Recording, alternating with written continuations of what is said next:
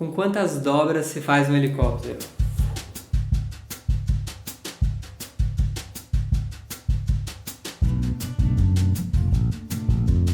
O helicóptero de seda é uma das coisas mais incríveis que eu já vi, e a única coisa que você vai precisar para fazer é um papel de enrolar cigarro. Faça dobras de cerca de meio centímetro em cada um dos lados.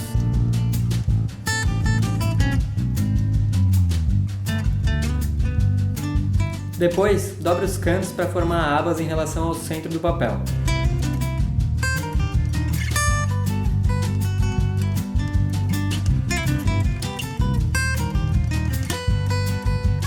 Fazer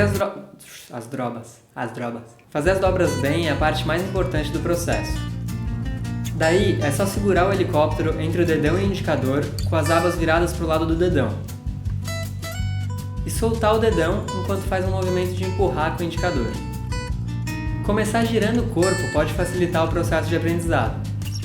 E depois de lembrar de dar um joinha nesse vídeo, você pode procurar variações, como fazer curvas, trocar de dedo ou girar mais de um helicóptero.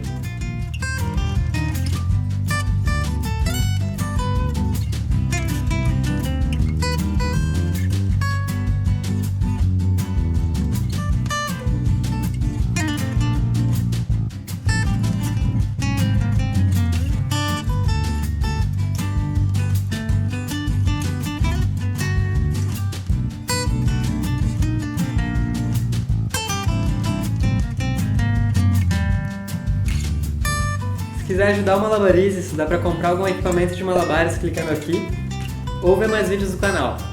Agradecimentos ao Juggler Zen, que fez um tutorial que inspirou esse daqui, e ao Mestre dos Mestres, José Girolém.